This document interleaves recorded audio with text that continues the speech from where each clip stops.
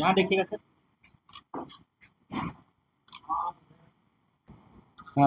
सबों को जोहार।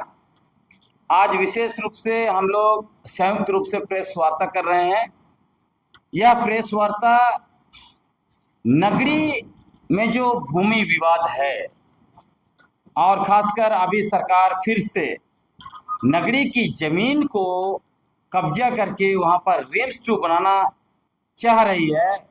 वहां पर जो तार का घेरा लगा दिया गया है और नागरिक के रैयत खेती नहीं कर पा रहे हैं, तो इसी को लेकर हम लोग बातचीत करना चाहते हैं। आखिर नगरी की जमीन किसकी है और क्यों नगरी की जमीन पर रिम्स टू बनाना गलत है, इससे नगरी के आदिवासियों पर क्या असर पड़ेगा। तो इसको पॉइंट बाय पॉइंट मैं आपके पास रखना चाहता हूं। उसके बाद हमारे साथी सॉलिडरिटी के रूप में नगरी को किस तरह से हम लोग मदद करेंगे उस पर अपने अपना बात रखेंगे। सबसे पहली बात तो है कि नगरी में जो 227.71 एकड़ जमीन है, जिसको 1957-58 में तत्कालीन बिहार सरकार के द्वारा भूमि अधिग्रहण अधिनियम 1894 की धारा 17(1) और 17(4) के द्वारा अधिकृत घोषित किया गया। और वो दो मकसद के लिए, एक तो कृषि विश्वविद्यालय का विस्तारीकरण और दूसरा उसी कृषि विश्वविद्यालय का सीड बैंक बनाने के लिए, और इसके लिए अर्जेंसी जो क्लॉज है उसको उपयोग किया गया। लेकिन उक्त जमीन का कब्जा सरकार ने विगत 60 वर्षों तक नहीं लिया। इससे स्पष्ट होता है कि अर्जेंसी का क्लॉज के द्वारा वहां की जमीन को अधिकृत घोषित करना यह कानून का सरासर जो है कि दुरुपयोग है। तो तत्कालीन बिहार सरकार ने भूमि अधिग्रहण कानून का धारा 17(1) और 4 का दुरुपयोग किया है। इसके संदर्भ में सुप्रीम कोर्ट ने बहुत ही स्पष्ट कहा है। आपका एक केस है, उसमें सुप्रीम कोर्ट कहता है, यूपी का केस है। वो केस क्या था, SLP संख्या 8939 वर्ष 2010, देवसरन एवं आन बनाम स्टेट ऑफ यूपी एवं आन। इस मामले पर यूपी सरकार ने जेल का विस्तारीकरण बोल के किसानों की जमीन उसी धारा भूमि अधिग्रहण अधिनियम 1874 का धारा 17(4) को के तहत उसका अधिग्रहण किया था, लेकिन 11 महीना तक उसका कब्जा नहीं लिया था। तो इसको लेके इलाहाबाद हाईकोर्ट गए लोग, लेकिन इलाहाबाद हाईकोर्ट ने सरकार का जो कब्जा करने का या अधिग्रहण करने का घोषणा करने की जो प्रक्रिया थी उसको सही माना। उसके बाद किसान चले गए आपको सुप्रीम कोर्ट। तो सुप्रीम कोर्ट ने स्पष्ट कहा कि इस मामले में भूमि अधिग्रहण अधिनियम 1874 की धारा 17(4) का दुरुपयोग किया गया है। यहां कहीं से भी अर्जेंसी नहीं थी। यदि अर्जेंसी होता तो ये अधिग्रहण की घोषणा के बाद 15 दिन के अंदर में सरकार जो है कि अपने कब्जे में ले लेती। दूसरी बात, झारखंड का छोटानागपुर के लिए छोटानागपुर काश्तकारी अधिनियम विशेष कानून है, और जहां विशेष कानून होगा वहां पे सामान्य लॉ प्रिवेल नहीं करेगा। सुप्रीम कोर्ट का स्पष्ट इसमें डिसीजन है। महाराणा प्रताप सिंह बहादुर एवं मनमोहन देव AIR 1966, SC 1931 के साथ कई सुप्रीम कोर्ट के जजमेंट है जिसमें इस फैसला दिया गया है। अब ये जो छोटानागपुर है, यहाँ के लिए छोटानागपुर काश्तकारी अधिनियम विशेष कानून है, और उसी कानून के तहत धारा 52 में स्पष्ट लिखा हुआ है कि भूमि अधिग्रहण अधिनियम 1894 का उपयोग सिर्फ मुआवजा देने के लिए किया जाएगा, अधिग्रहण के लिए नहीं। अधिग्रहण जो किया जाएगा वो छोटानागपुर काश्तकारी अधिनियम के तहत। लेकिन छोटानागपुर काश्तकारी अधिनियम में क्योंकि अर्जेंसी का क्लॉज नहीं है, इसलिए इन्होंने जानबूझ के उसका दूसरा कानून का उपयोग किया। आप देख लीजिए कितना चालाकी से। अब सोचिए कि 1894 में वो कानून बना, छोटा नागपुर काश्तकारी अधिनियम 1908 में बना है और इसमें यह लिखता है कि भूमि अधिग्रहण कानून के साथ सिर्फ आप मुआवजा दे सकते हैं। इसका मतलब ये कानून के तहत ही भूमि अधिग्रहण होना चाहिए था, जिसका दुरुपयोग इन लोगों ने किया है। तीसरी बात, सीएनटी एक्ट जो है उसका धारा 46 में देखिए स्पष्ट है कि रैयत अपना जमीन का एक हिस्सा ही बेच सकता है, पूरा नहीं बेच सकता है। जब कोई भी आदिवासी जमीन बेचता है तो उसको पूछा जाता है कि आपके पास बेचने के बाद कितना जमीन बचेगा, वो बताते हैं, तब कन्विंस होता है, तभी डीसी जो है कि उसको अलाउ करता है। और उसी तरह 5वीं अनुसूची, उसमें भी 5वीं अनुसूची पैरा 5(2)(a) के ए में स्पष्ट लिखा है कि आदिवासियों का, अनुसूचित जनजातियों का जमीन का रक्षा के लिए ऐसा नहीं कि बेचते बेचते वो भूमि नहीं हो रहा है, इसके लिए गवर्नर रेगुलेशन बनाएगा। तो ये जो दो प्रोविजन है 5वीं अनुसूची और छोटा नागपुर काश्तकारी अधिनियम, तो ये दोनों प्रोविजन है इसलिए है कि आदिवासी ऐसे ना कि भूमि उसको बेचते या विकास के लिए देते देते भूमि ही ना हो जाए। नगरी की जमीन को देखिए, ये जमीन चले जाने के बाद इनके पास कोई जमीन नहीं बचता है।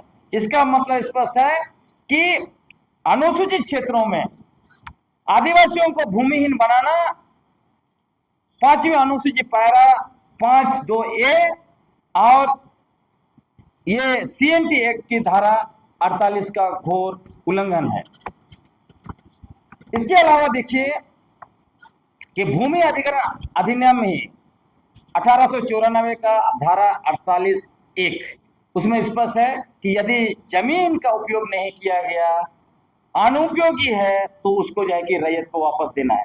60 साल से जमीन पड़ा हुआ था और इसके संदर्भ में आपको मैं चिट्ठी बता रहा हूं जो 12/1/1979 को लिखा गया है, वो बिहार सरकार के विशेष सचिव श्री आरूप कुमार बसु के द्वारा। और वो लिखते हैं सारे डीसी को कि इस तरह के जितने भी जमीन है उसको वापस कर देना चाहिए। उस जमीन को किसी और उद्देश्य के लिए उपयोग करना भूस्वामियों के साथ धोखा है, उनके साथ अन्याय है, ये चिट्ठी में लिखा हुआ है।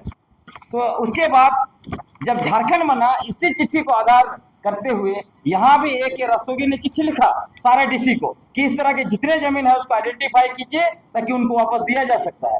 तो उनका ही चिट्ठी का इन लोग अवहेलना कर रहे हैं। अब आपको ये भी मैं बताना चाहता हूँ, इसमें सवाल आएगा कि झारखंड हाईकोर्ट में तो हार गए हैं लोग, लेकिन झारखंड हाईकोर्ट का भी देखिए WP रिट पिटीशन जो है 2347/2012 का, और इसी का झारखंड हाईकोर्ट का फैसला के आधार पर सुप्रीम कोर्ट ने कहा ये पुराना केस है, हम नहीं देखेंगे। झारखंड हाईकोर्ट ने फैसले में क्या कहा, चूंकि इस मामले में 60 साल बीत चुका है और 60 साल के अंदर में कोई भी रैयत ने भूमि अधिग्रहण अधिनियम 1894 की धारा 17(1) और 17(4) को हाईकोर्ट में चुनौती नहीं दिया, इसलिए यह मसला नहीं बनता।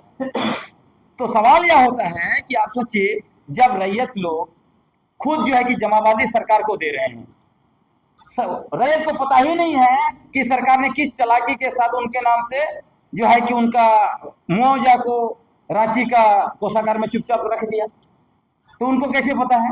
उनको जानकारी ही नहीं है, क्योंकि जमाबंदी दे रहा है, उसके बाद वो ये फैसला दिया। दूसरी बात, जो फैसला सुप्रीम झारखंड हाईकोर्ट के माननीय चीफ जस्टिस ने दिया प्रकाश टाटिया, वो उस समय में लॉ यूनिवर्सिटी के खुद वाइस चांसलर थे और यह मसला लॉ यूनिवर्सिटी को लेकर था। तो ये एक तरह से जुडिशियरी का खिलवाड़ है कि एक चीफ जस्टिस अपना ही एक संस्थान है जिससे संबंधित जो है कि केस का जजमेंट दे रहा है। ये सरासर एक तरह से अपने पद का दुरुपयोग करते हुए न्यायपालिका ने नगरी के आदिवासियों की जमीन को छीनकर लॉ यूनिवर्सिटी वहां बनाया है। इसमें न्याय आदिवासियों को नहीं दिया गया, इसलिए हम लोग इस पर निवेदन कर रहे हैं कि सरकार को इन सब चीजों को देखना चाहिए।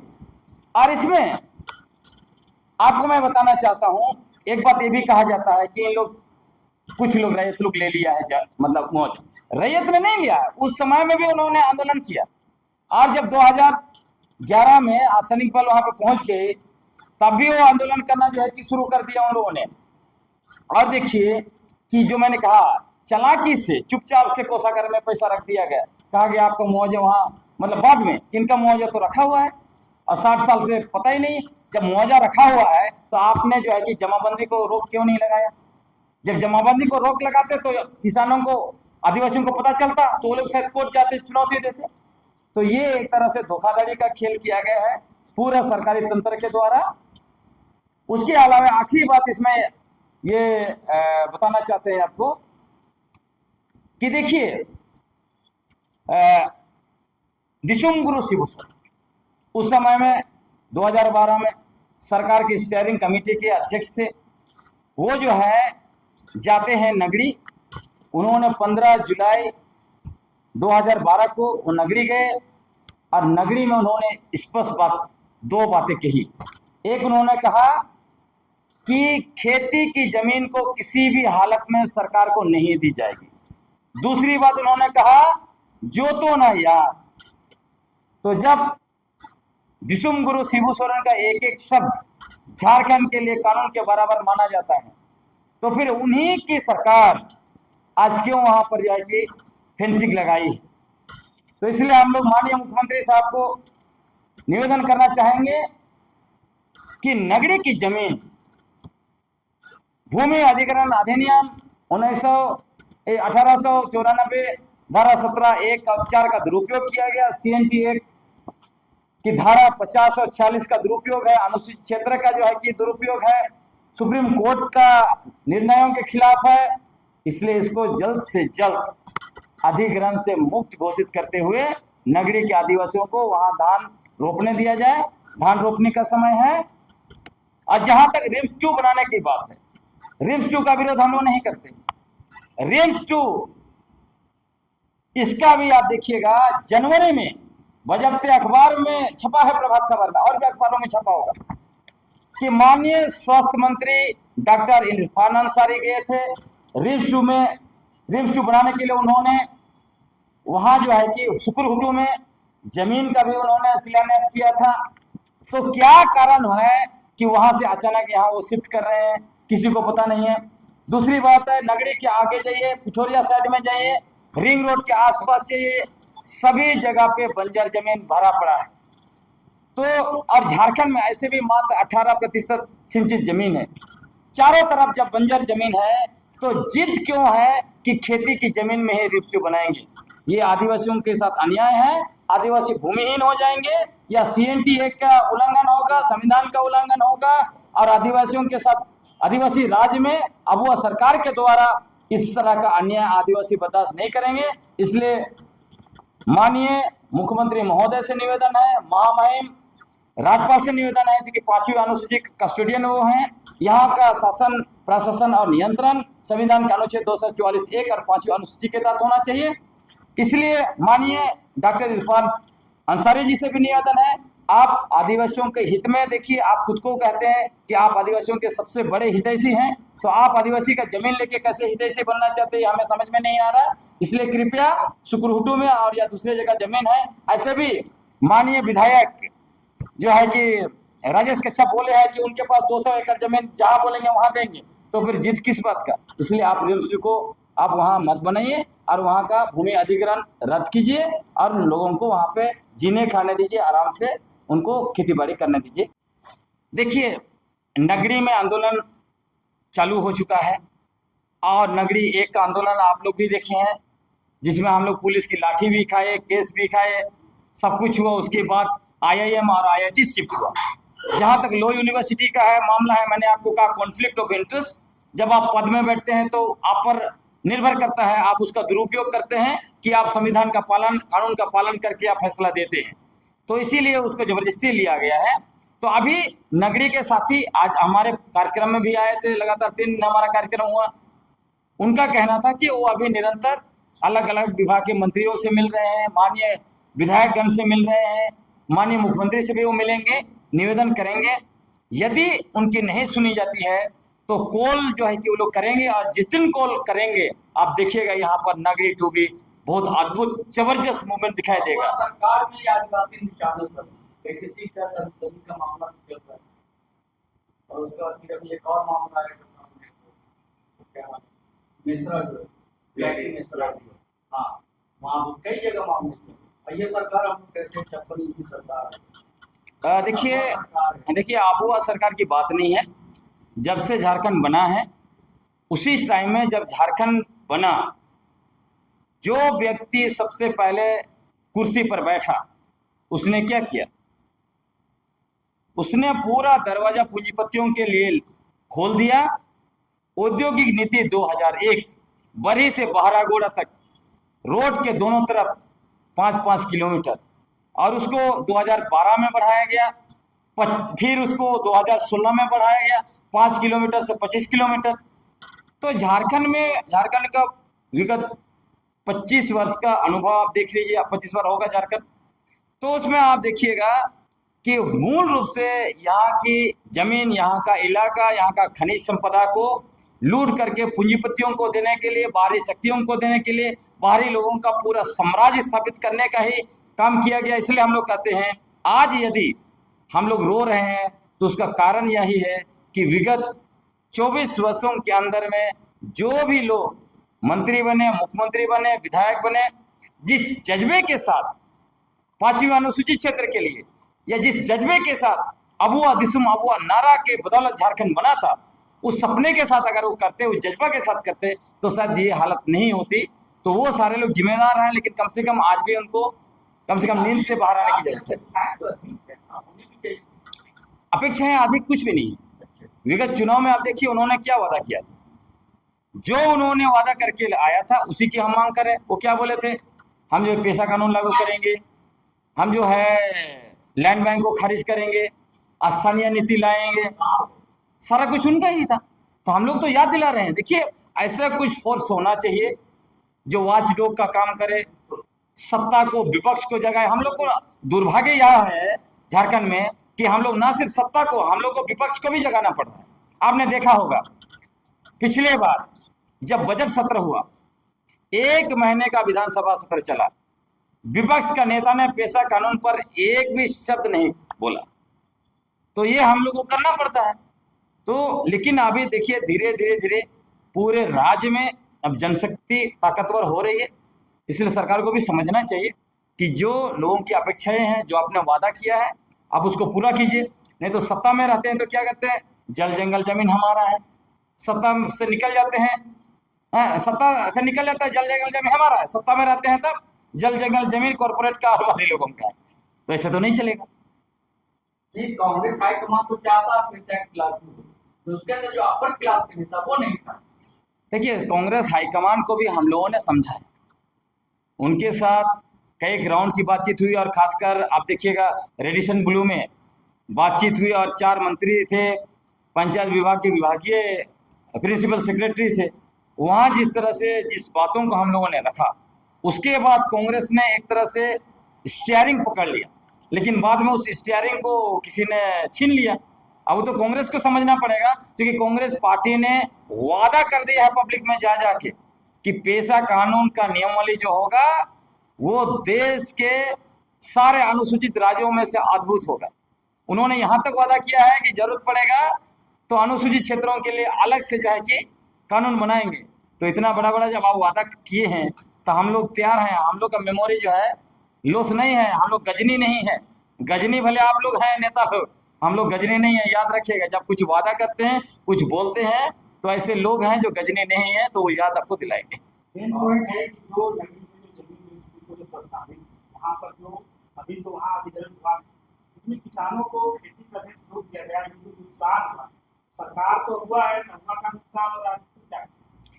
देखिए सरकार को तो भरपाई करना पड़ेगा ना।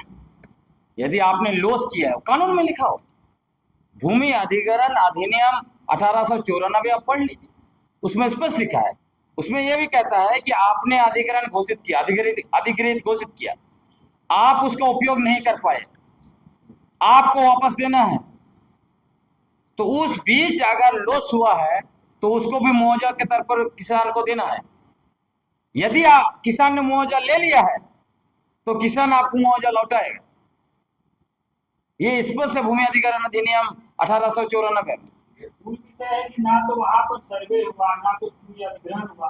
एक बैग जाके पुलिस थाने लगा करके जमीन को जो है अवरोध किया गया, तो क्रिमिनल का मामला हो जाता है। बिल्कुल। होता क्या है ना, सरकार चुपचाप से अपने कागज में लिख देती है कि हमने अधिग्रहण कर लिया, आपको पता नहीं, और चोरी छुपे लिखा है उसी को वो सच मानती। समस्या यहीं पे है। कायदे से देखिएगा तो नगरी में भूमि अधिग्रहण हुआ ही नहीं, लेकिन सरकार के दस्तावेज में भूमि अधिग्रहण किया गया ये लिखा हुआ है। यही मसला है। लेकिन वो भी किया गया तो गलत क्लॉज को उपयोग करते, जिसके मैंने कहा कि अर्जेंसी।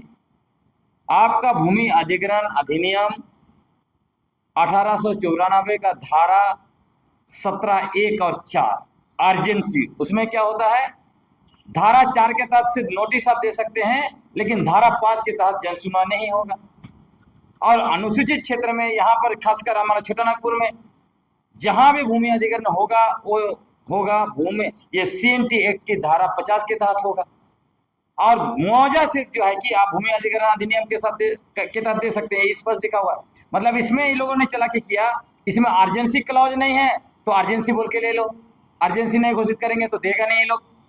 तो इतनी चालाकी से वहां की जमीन को लेने की कोशिश की गई थी और 60 साल तक उपयोग नहीं किया। अब सिंपल से सोचिए, एक लॉ यूनिवर्सिटी का एक्सटेंशन कैसे अर्जेंसी हो सकता है? ये तो धोखा है ना, कि आपने उस कानून का दुरुपयोग किया है, लोगों के साथ धोखा दिया। दूसरा, आप चुपचाप से मुआवजा आप ट्रेजरी में जमा कर दिए, लोगों को बता नहीं रहे। दूसरा, जमाबंदी भी आपने नहीं रोका ताकि इंसान को पता भी तो चले उसका जमीन में कुछ हुआ है। तो सब कुछ धोखा से हुआ है। और आज कहते हैं कि ये सरकार की जमीन है, अधिग्रहण तो 1957-58 में हुआ है, हम तो अपना जमीन को कब्जा में ले रहे हैं। वाह वाह। तो इतना साल तक जो लोग खेती किए हैं उसका क्या होगा? आप ही का कानून का दुरुपयोग है।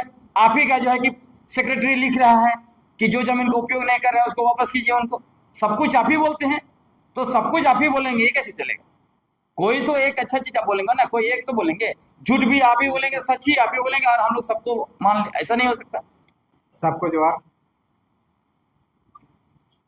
मेरा नाम बिरसा मुंडा है, हम खूंटी से हैं और हम भू रक्षा सुधार समिति जियोरी खूंटी से हैं, उसका सचिव हैं।